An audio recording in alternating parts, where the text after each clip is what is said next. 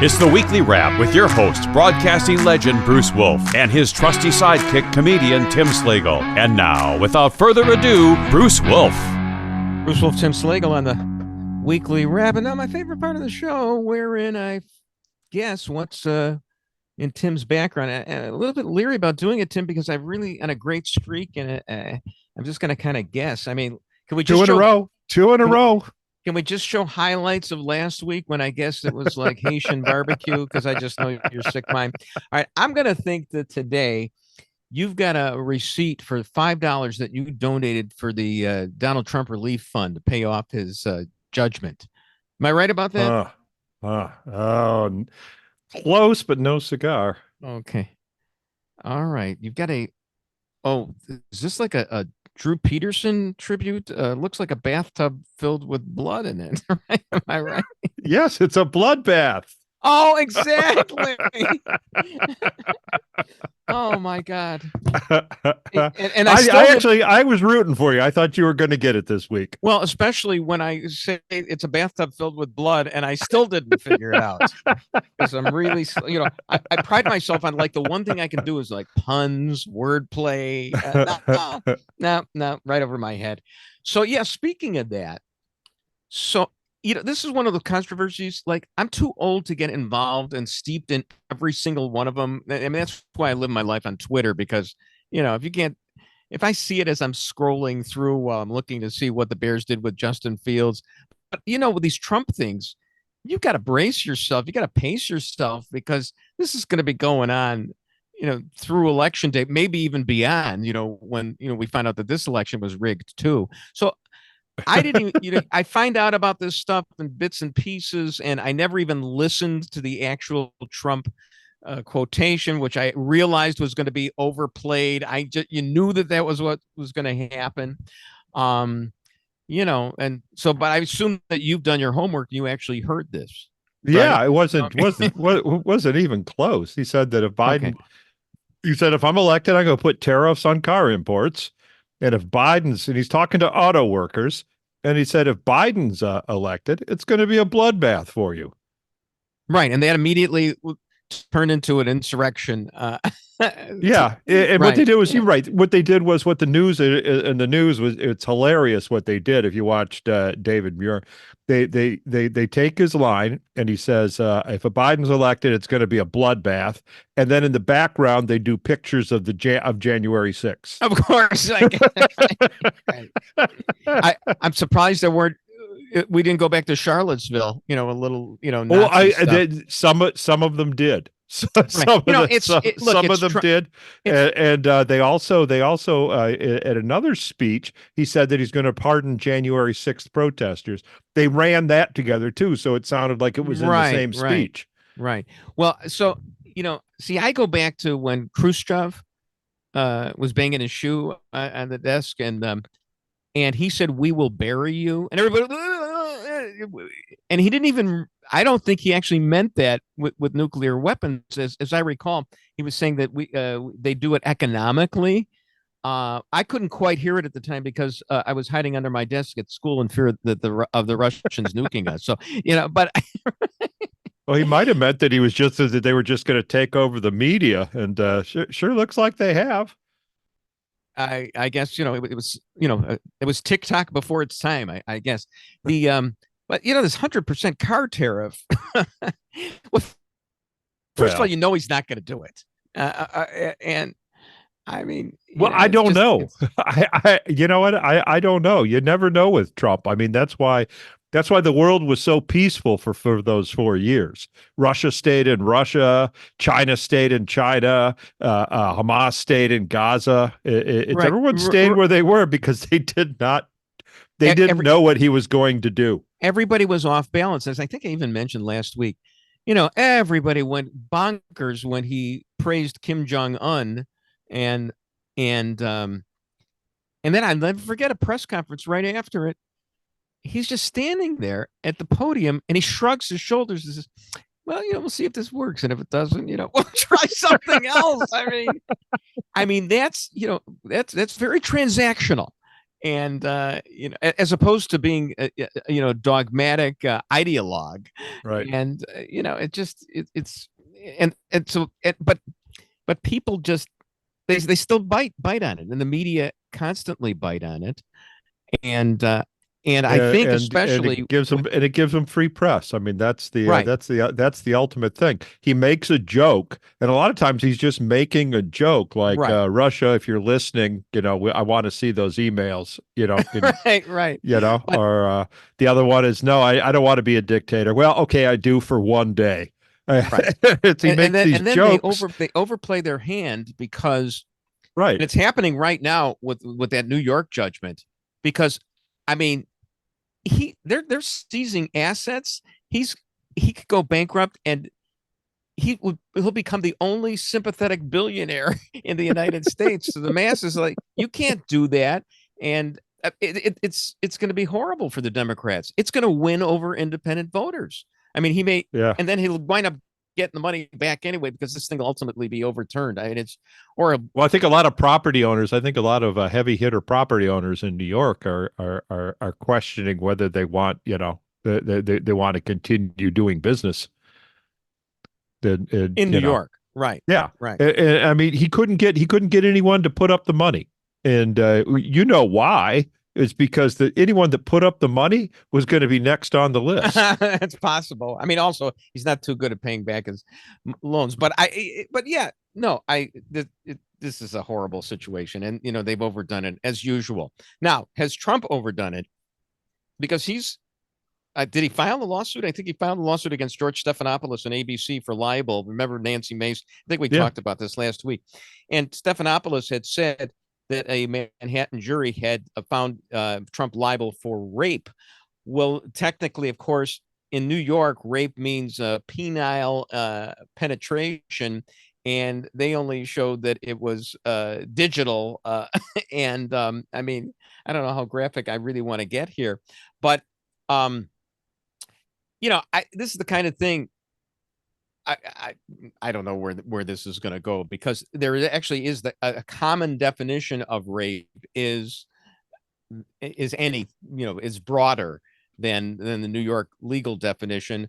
Of course, when Stephanopoulos clearly though it says in the court documents that he is not liable. Oh, no, absolutely right. But I'm clearly just saying, says there's so much latitude in libel law that he could say it was rape because it's the common definition, even though it's not the legal definition. I mean, you see how the waters could be muddied here. The thing is, I love, but it's enough to say, it's enough to sue. I mean, it's definitely enough, enough to make ABC sweat a little. At least a little. I don't think they'll sweat as much as they did over the pink slime case. If you recall, they wound up having to pay on that one too. Pink I slime. don't remember what it was. Yeah, remember pink slime? Oh yeah, they said that Right. they said that meat producers were serving pink slime. Well, but it was a multi-part series, and they really didn't get the slime producers' side, and they misrepresented it, and they got into trouble for that. But here's the thing: I mean, only Trump could say, to try to portray himself in public, the public view, as, oh no, I mean, I didn't rape her. All I did was, was this. Okay, that's great. All I did was what I said. Yeah. All right. Yeah, you can grab him by the Access Sure. Hollywood. So, Sure. all right, let's. Well, it's interesting too. Did you notice that? I don't know if you looked at the documents, but the suit was filed in Florida. Interesting. So it's so he's got a little bit better chance there, I believe. I guess so, if it even ever gets to a jury. But and I mean, no, ABC's probably going to settle. I don't think they. I think really they'll move to dismiss this, and you think it will, and you think it'll be dismissed. Well, I mean, do I look like a libel lawyer to you? You're the lawyer here. You're the one who schooled me last week on Ed Burke and his law license. So, and by the way, did you see that thing about Blago? A federal judge turned down Blagojevich. He wanted to overturn the ruling or legislation, whatever, that made him ineligible to run for office again. Like he's going to get elected to anything. But I was just thinking that maybe Ed Burke could represent him on appeal. That could be a nice little niche industry for Ed Burke. But yeah, there you go. So we did have some local action. I did not vote on Tuesday. Are you a resident of Illinois? I am not. Oh, okay. So I didn't vote on Tuesday. And one of the first times I can recall that I didn't vote. I mean, it's like, what was there? And I don't live in the city of Chicago, and there was some action.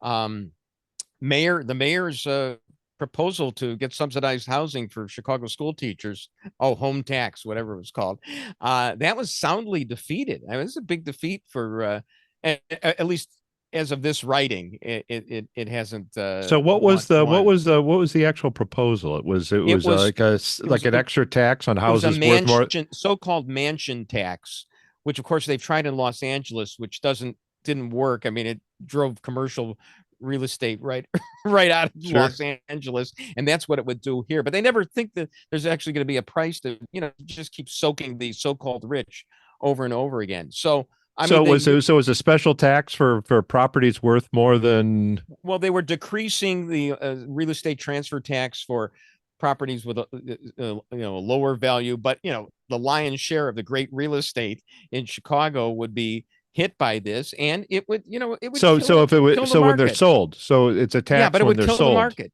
It would be horrible. Sure. It would be absolutely horrible. Oh, there'd be a great market in between the time it was voted in and the time that it became effective. There would be such a sell-off. Oh, it'd be absolutely awful. And the union had marched its members and high school students to the polls, which it still didn't work. So one small victory there. We can talk about the Cook County State's Attorney's race when we come back, or in due time. Bruce Wolf and Tim Slagle on the Weekly Wrap.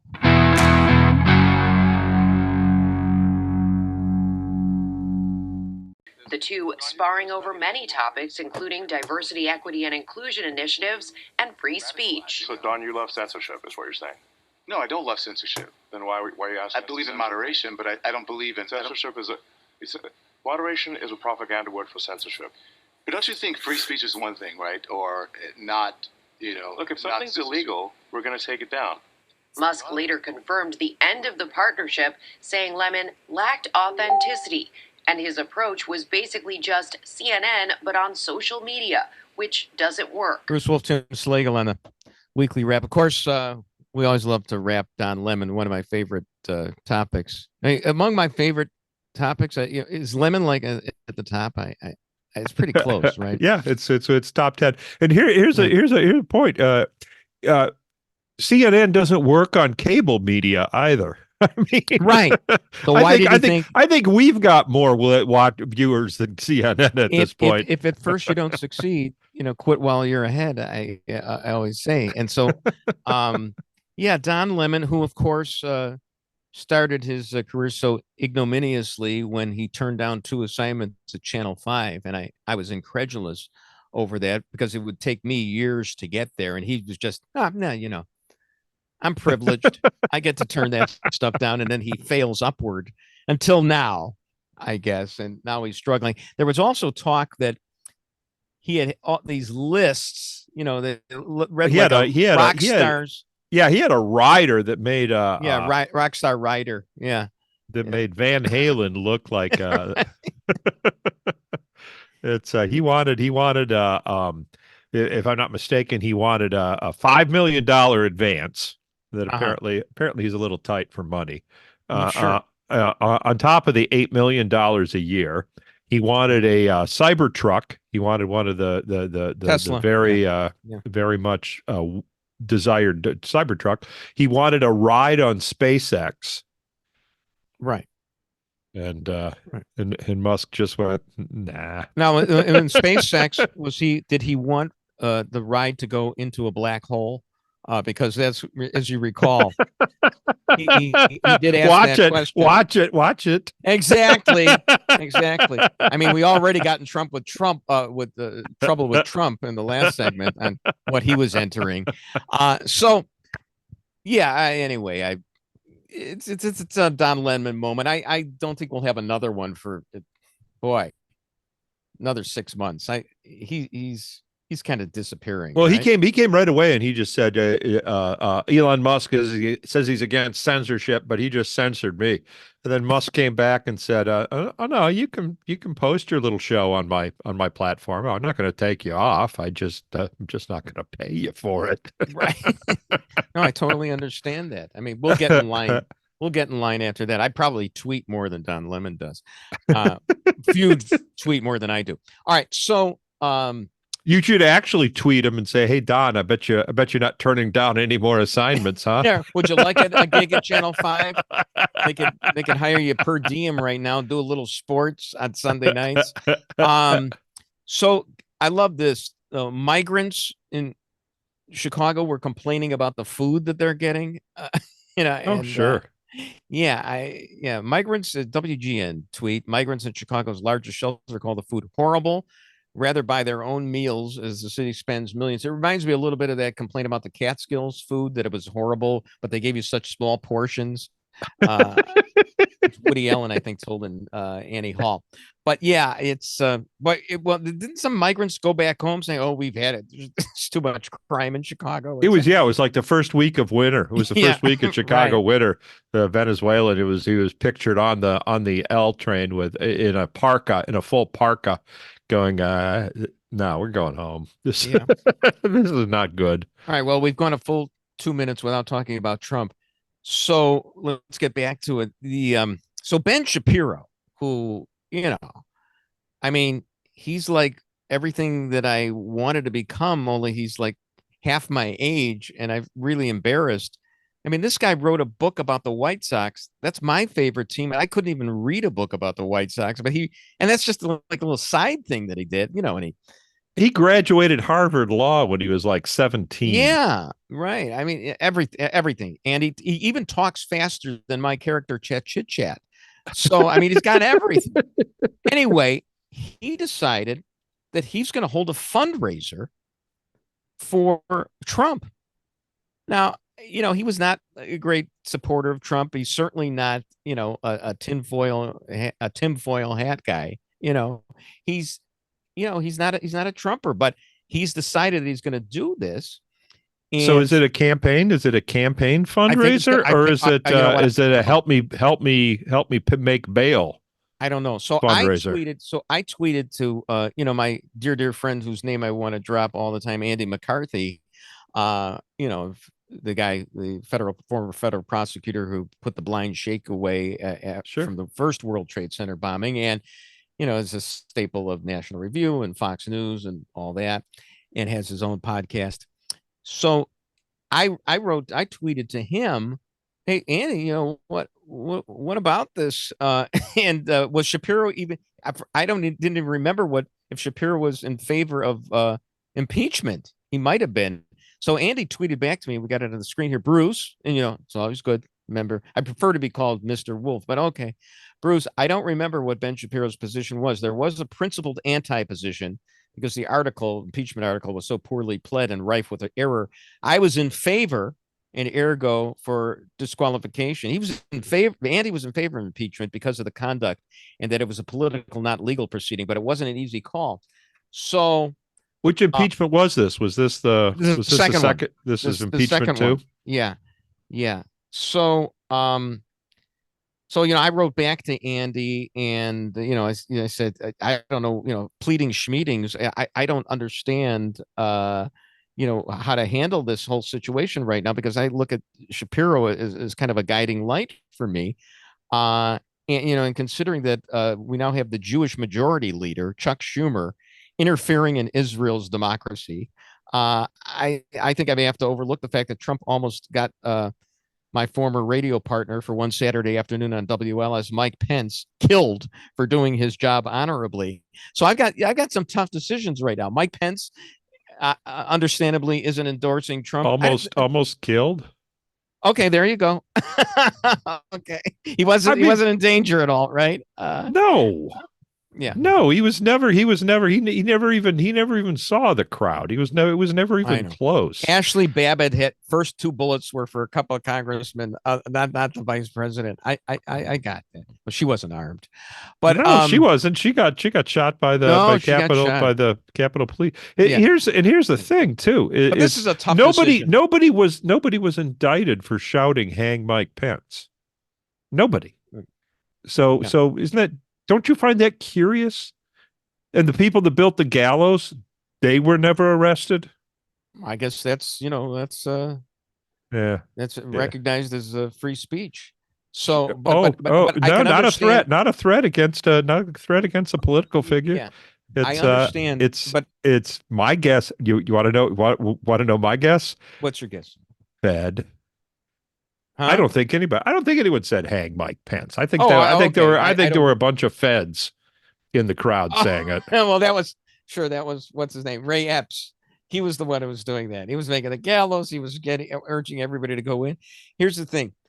I mean, I don't blame Pence for not endorsing. It's interesting. I didn't read any further than that. Even if you don't endorse, you might actually vote for the guy. But I can see you splitting the hairs that way. But I understand Mike Pence not wanting to endorse because, this was not, you could understand the view that this wasn't a really good thing that Donald Trump was urging. I know you view it differently, but you could understand that. What did he urge? Oh my God. Well, he was the guy believed the election was rigged. Okay. First off. Yeah, like every loser in the past in the 21st century. Great argument, Ed Burke's junior partner. It's a great argument. I totally understand. But he brought it up to the Spinal Tap 12 on that. Look, I can understand Pence not wanting to endorse Trump, and I can understand a lot of Republicans having a trouble. I can understand it too. It's called sour grapes. That's absolutely okay. All right. I actually think there's a reasonable basis not to like Donald Trump, but Ben Shapiro, who really doesn't like Donald Trump a lot, still is going to fundraise for him, and so that's where we're at right now. And I think that this presents a problem for neocons, and I guess that's what I am right now. I never used to look at myself that way, and I don't know how a neocon who voted for Donald Trump twice and may vote a third time is considered a neocon, but we'll leave that aside. It's not about me. It's about Trump. But I don't understand, what, this vast Republican middle, so to speak, is going to do. And last I saw, they were going to fall in line and actually vote for Trump. I think the polls are holding that way still. I don't know what the latest is you've seen, but it doesn't look like Biden is making any headway there. Am I right about that? How can you call yourself a Republican and vote for Biden? It's I wouldn't vote for Biden. I would never vote for Biden. I mean, who would you vote for? The Libertarian? I wouldn't vote, I guess. I mean, it would be difficult for me to do, but I think at this point. Well, actually, you're in Illinois, so it doesn't really matter. It doesn't matter. It doesn't matter. You might as well. Exactly. You might as well have some fun. You might as well vote for Kennedy or the Libertarian candidate. I couldn't vote for Kennedy, but well, you're in Michigan, right? Indiana. Oh, you're in Indiana now, so your vote doesn't matter either, right? No, my vote doesn't matter. Right. I never voted for Trump. That's right. I'm blessed to be in a solid. Did you vote for the Libertarian? State. Did you vote for it Gary Johnson who was running? Joe Jorgensen. Oh my God. The last election. Okay. It was Gary Johnson. I believe it was Gary Johnson the election before. Oh my goodness. Okay. So. Well, we really cover a vast spectrum right there. So, all right. When we come back, we may get to that Cook County State's Attorney's race, and there is been a call for subsidies for young journalists, and we should get to that too. Or you know what? I just love teasing things that we're never going to get to, because that's my way of really nailing it to the viewer. Six winning Powerball numbers coming up next. Exactly. Bruce Wolf, Tim Slagle on the Weekly Wrap.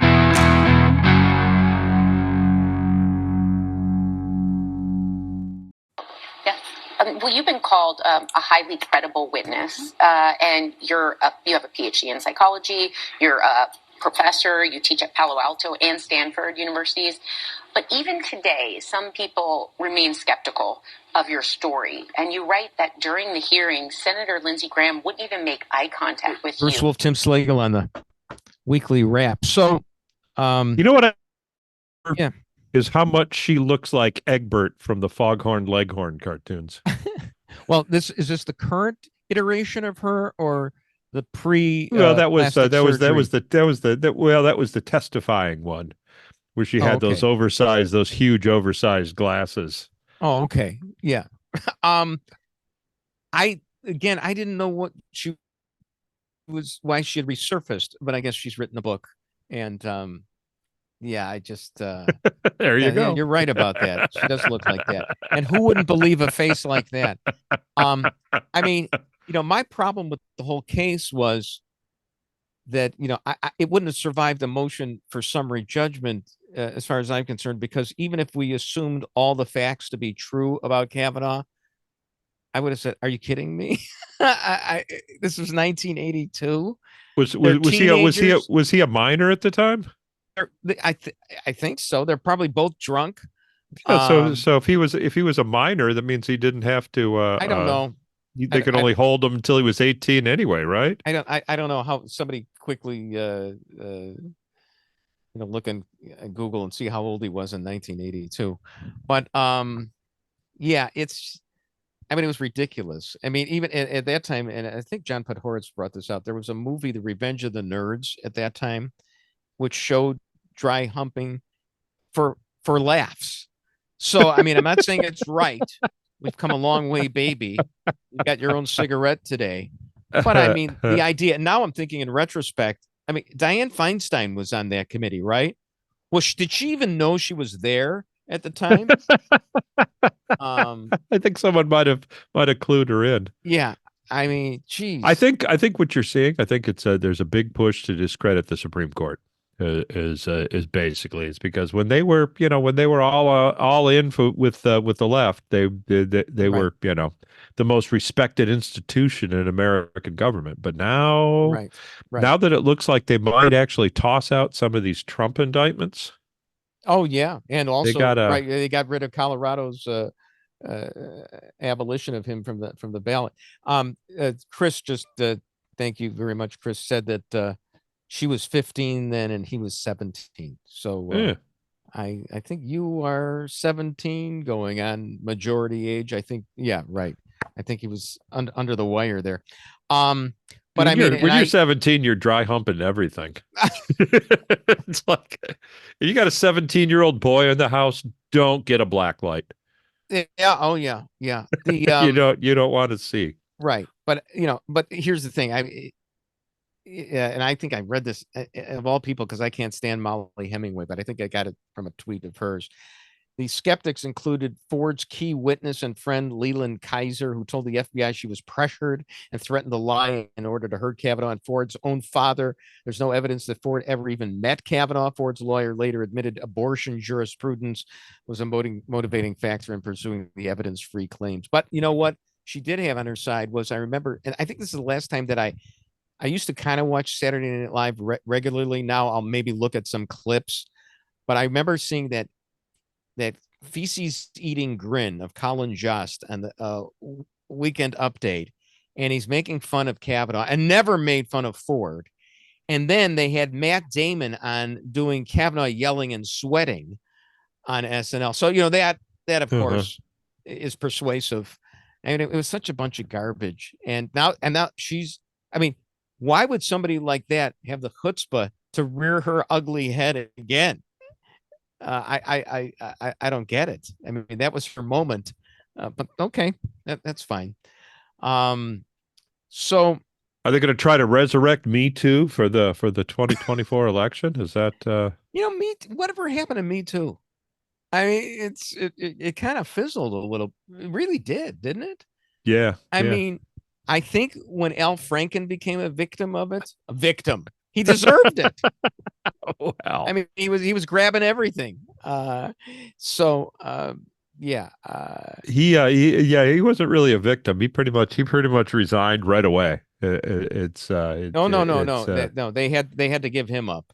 Well, I guess Me Too lives on in the form of the, and I got to be careful on this. A Manhattan jury finding Trump liable for exactly sexual abuse. Okay. Exactly. So Obama was It's in London. if it's a Republican, you believe the woman. If it's a Democrat, you believe the man. That's Right, exactly. pretty much the It rule. sounds right to me. Tara So- Reid, Juanita Broderick. Sorry. Yeah. Well, Juanita Broderick's the great one because she had Lisa Myers of NBC, who was no conservative, believing her story. And then Tom Brokaw, deep six Dateline NBC for a Friday night, and he delayed it, put it on the best possible time for Clinton. Everybody had moved on at that point, and I think everybody, but I don't know if you remember this. And there's no there. It's an anecdote, whether it happened or not. It's could be apocryphal. Is that Hillary was curious about the Juanita Broderick interview, so that they went away for a ski trip to Aspen. And there was a family trip. They were supposed to be gone a week. She had her aide get a tape of the interview, and something in that interview triggered her so much that she stormed out of the viewing room, down the hall, picking up an ashtray along the way, and not just a little ashtray, one of those big elevator stand ashtrays, and heaved it at Clinton, heaved it at Bill. Bill was in bed, and like it smacked. And then she said, "You better put some ice on that," right? No, look. I don't know if you remember that. He appeared. He had to leave. There was an emergency in Washington, and he had a little bandage on the side of his eye. Totally. I'm all in on that story. I don't even need to corroborate it. I'm fine. I believe it. So here's the thing. And of course, Hillary was correct me if I'm wrong, because Hillary was part of the Juanita Broderick case. Didn't Hillary? No, that was Paula Jones. Well, wait a minute. At some point, didn't Hillary thank Juanita Broderick or something? No, she thanked Paula Jones. You think? Okay, I'm getting my bimbos mixed up. Here's the conspiracy. Yeah. Here's the conspiracy on Juanita Broderick is that she is the one he said you better put some ice on that. Right. But he also said you don't have to worry about getting pregnant because I had the fever when I was a kid. I'm sterile. Oh. And that, I believe, was the thing that triggered Hillary. She knew she was telling the truth because nobody knew that Clinton was sterile. Well, wait a minute. Where does Chelsea come from? Webb Hubble. Oh, that's right. Yeah. Okay. I was going to say Vince Foster, but and that's why they had the deep six. No, if you ever seen a picture of Chelsea alongside Webb Hubble, it's Webb Hubble. It's undeniable that that's her dad. Yeah, the thing is there were so many things. There was a scandal a week in the Clinton administration. Yeah, everybody's saying how bad Trump is and everything. And granted, he's no George W. Bush, but I mean, with Clinton, it was every week there was something. So, I mean, there had to be still something. All the way up to 2016. I mean, if you remember, there was they had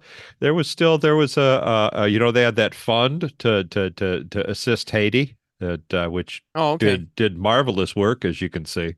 I thought you were talking about the server. I mean, it almost got her in, lock her up. That too. But anyway, so Obama, of all people, so he's in London. And what's he doing? I think he's violating the Logan Act by negotiating. Huh. I mean, what's he doing in London? Is he an envoy of the U.S. government? He's not an elected official. He's not an appointed one. Is he the de facto president of the United States?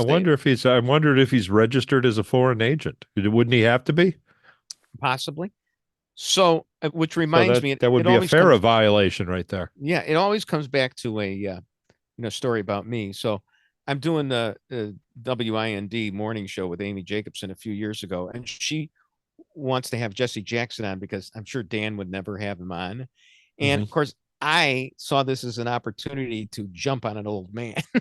And at the time, he was going to North Korea to try to free some hostages. So I accused him of violating the Logan Act. he didn't know how to handle that one. And I was also getting on him for not staging a protest because Chicago was hosting the NFL draft. And I thought that he should have staged a boycott of the NFL draft, with all the, the black athletes because of what Rahm had done with the Laquan McDonald tape. And all Jesse could come back to me with, and so I'm more of a civil rights activist than Jesse Jackson is at this point. And all he could say to me was, "You can't boycott everything." Okay, got it. Does somebody want me to sing read Green Eggs and Ham? I mean, I was giving him a headache. I'm very sorry about that, Reverend Jackson. I apologize for not holding you in greater esteem. So.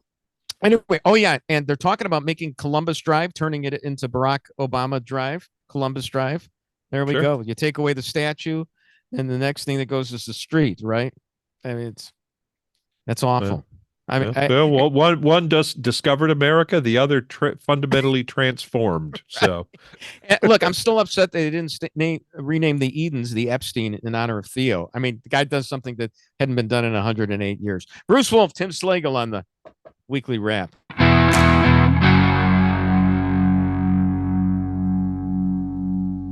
Indeed, that's the reason why I'm here, because I own them. I own that to them. I haven't been, let's say, have a conversation with them for a long time. Now, I just got back here yesterday. I'm always happy. Wow. Today was incredible. And look, I feel great. I feel good. I feel like, wow, Bruce Wolf, Tim Slagle on the Weekly Wrap. So, Walter Payton's son there, and great credential, Sure. I put that on my resume. I think I used to put that on my resume that I was Walter Payton's son, and that's how I got my first 2 jobs in broadcasting. So he kind of, sort of, at some point asked Sammy Sosa about steroids. Okay, now, Sure. I mean, extra, read all about it. Walter Payton's kid kind of, sort of asked Sammy an important question. Now, Lou Canellis, and I should recuse myself from this because he's my former intern. Lou Canellis on Channel 32, Sammy, he did actually ask him in the hallway, with other news media there. Well, what about the steroids, Sammy? And Sammy was like upset that he was asked that question. So, and Sammy did hint that he has some apologizing to do, but he wouldn't say for what. And of course, Channel 9 doing this. I don't know. I read the piece. I didn't see it, but it was all about his family and this and that. And there was a mention, tucked in there, but it didn't. That's what you hit him over the head with, unless you're pussies, right? I mean, this story was about as legit as asking OJ about his personal growth since appearing in The Naked Gun. I mean, what? Is Sammy Haitian or Dominican? He's Dominican. Oh, okay. And when he was a kid, he actually used a milk carton for a glove. How about that? And he has disappeared for so long. I was ready to put a picture of him on the side of one of the milk cartons that he used for a glove, because he's been. How do you do that? Do you put 5 holes in it and just use it to pad your palm? How would you use a milk carton as a glove? Because that's all they had was a milk carton. I get it. I get it. I mean, you actually wanted, this is, I mean, you're so inquisitive. No matter, I don't know. I might want to make a baseball glove. I might want to get a milk carton and make a baseball glove out of it. It kind of sounds like a fun craft project. Yeah, I see. That's the thing. I was never into the arts and crafts thing. So you just looked at the abstraction of it, and I didn't really get into it. And how would you do that? And we should have like a think and do segment on here, because unfortunately, we left something on the cutting room floor a couple of segments ago. We were talking about Mike Pence being hanged in effigy. And of course, I know the proper usage. I know to say hanged and not hung, but you knew that the scaffold that they'd actually put up for him couldn't have hanged anybody because it was so short. Yeah. And it could have hung Peter Dinklage. Yeah. All right. Or Rahm Emanuel. There you go. But then you actually went into, and I thought this wouldn't work because it's not occurring organically, but I think I rescued it and we can talk about this. But then you actually said, oh, well, actually, it could work because if you push the guy off the scaffold. So I don't think we're even allowed to talk about that. Okay. All right. So don't listen to that. Well, it depends on who's on the scaffolding, you know. Sure. Of course. I think some people you're allowed to suggest. But it was actually a beautiful view there because you notice the Capitol in the background. It was really very, very very quite a ways away. I mean, that looks like about a mile away from the Capitol. Yeah. So I don't know what kind of lens they use. So I mean, it's I don't know if you could have gotten Mike Pence out there. So anyway, please stop showing that. I think we could be barred. It's the woman. It's for those listening on the radio. The woman's kind of playing with it. She's standing up there holding the Trump flag in one hand and playing with the news, going, "Oh, it's so cute." Right. And it's only coming up to her waist. Right. It was like a Lego version. Okay. So all right, turning to other sports real quickly here. I don't know about you, but the NCAA tournament is going on right now, and I was kind of like drafted into family one because I was going to let it go this year. I mean, just like I was going to let the Bloodbath comment go by Trump. There's only so many things I can be interested in my dotage, but I confess the only college basketball player I know of is Caitlyn Clark, a woman. Yeah. I don't know any names of any of these other basketball I players. even know Caitlyn Clark. Isn't that astounding?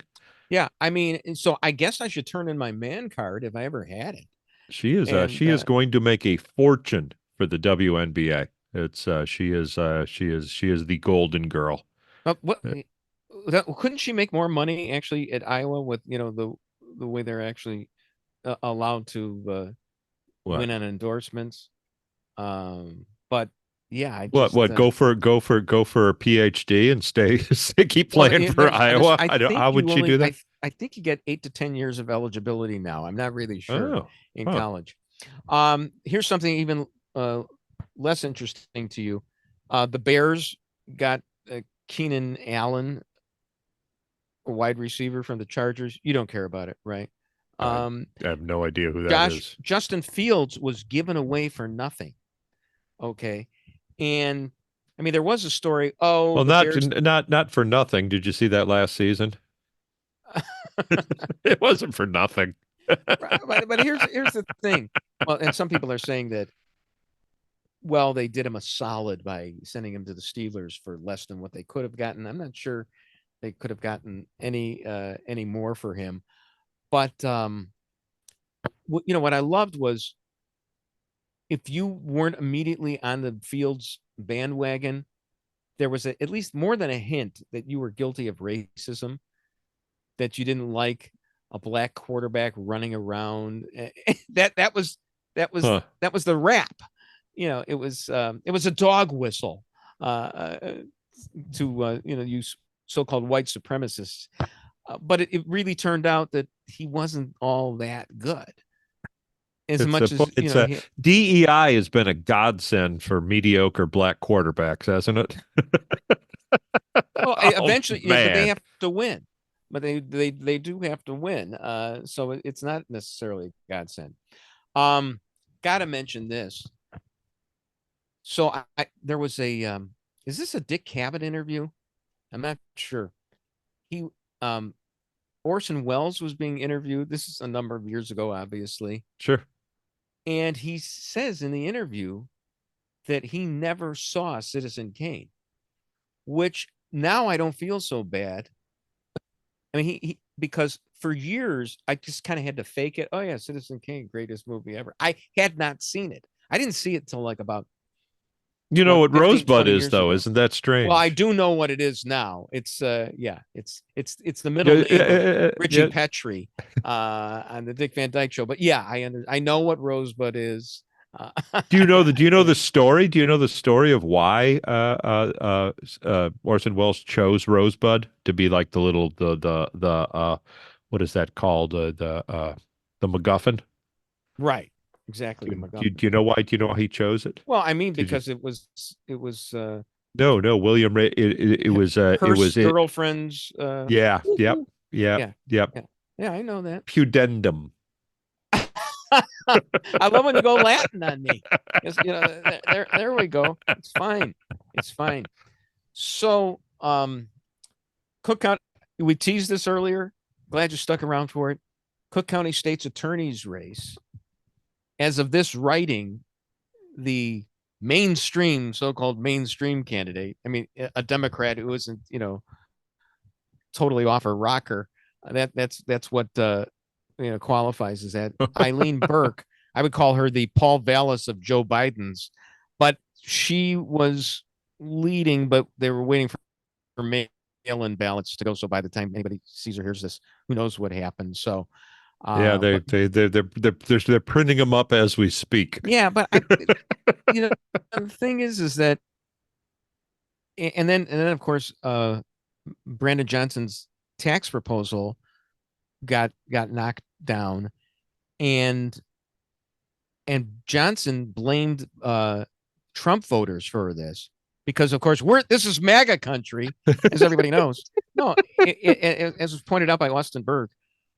Mr. Berg pointed out, Biden got 82% of the vote, Chicago vote in the 2020 election. And this proposal just didn't get all those Biden voters. They dropped off for this because even they are fed up with this. There may even be enough that are fed up with crime in Chicago. There is a limit. Apparently. It was a low turnout, wasn't it? Wasn't it a record low turnout? So my guess is that issue drove the people who showed up were the ones were probably property owners essentially, and that they knew that it wouldn't be long with inflation that their 1-bedroom condo would fall under the mansion tax. It's right. Eventually, it's NIMBY, not in my backyard. Sure. Illustration. I mean, when it finally hits you, when they're finally getting to your neighborhood, that's where you draw the line. But Israel should allow themselves to be massacred. But you shouldn't be, because we didn't do Bruce's Jews news again this week.